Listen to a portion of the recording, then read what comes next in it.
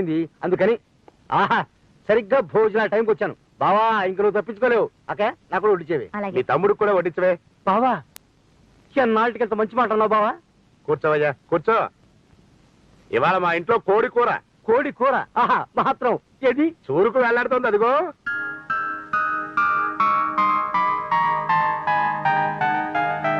దానొక్క రెప్పార్పకుండా చూస్తూ పొట్టెన్నం మింగేయడమే కూర తిన్నంత తృప్తిగా ఉంటుంది.